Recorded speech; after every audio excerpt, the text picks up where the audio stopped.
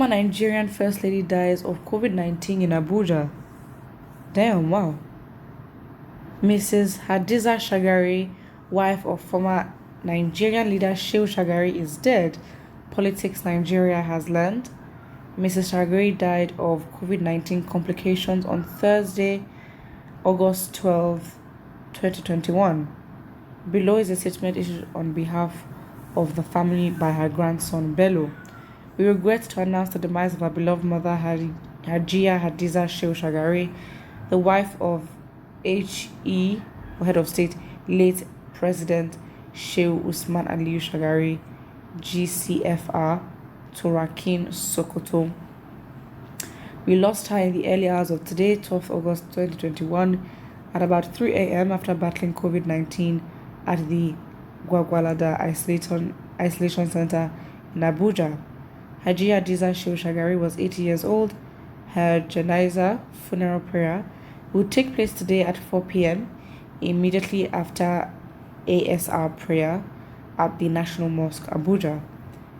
Mrs. Shagari served as the First Lady of the Federal Republic of Nigeria from the 1st of October 1979 to the 31st of December 1983.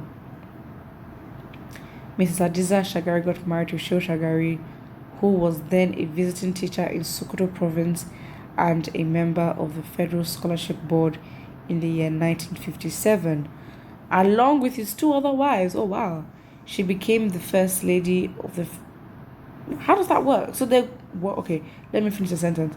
Along with his two other wives, she became the First Lady of the Federal Republic of Nigeria when her husband assumed office as president in October 1979.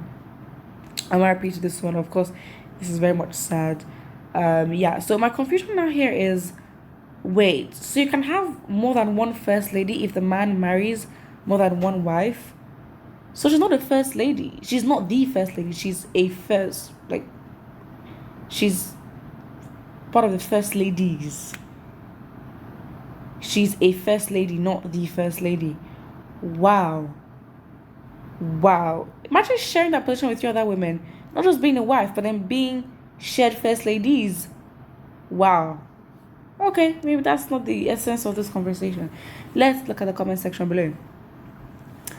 Someone says, a great mother, sad to miss your motherly care and passion, RIP. So God we came and to God we shall return. The Shagari families practices their faith with humility, without rancor or selfishness, no tribalism, never can you them proud. Okay. Well, may the soul of Mommy Hadizat receive the blessings of Almighty God in paradise.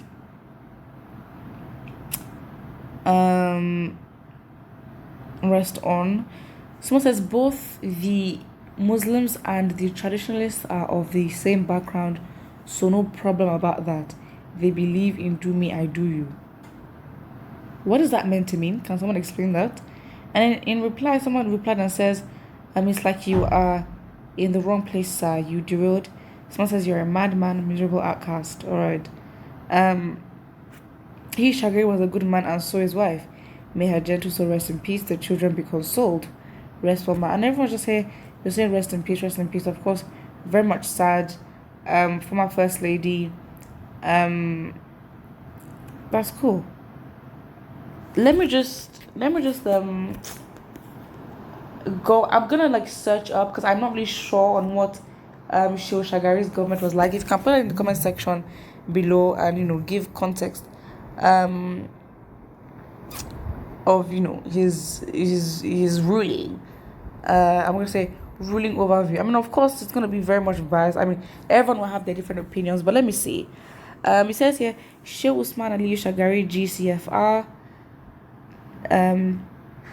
titled Turakin Sokoto from 1962, was the first democratically elected president of Nigeria after the transfer of power by military head of state General Olusegun Obasanjo in 1979, giving rise to the Second Nigerian Republic. Oh wow. I'm not really sure about this, so let me read now. It says here that, wow, and I see this article here.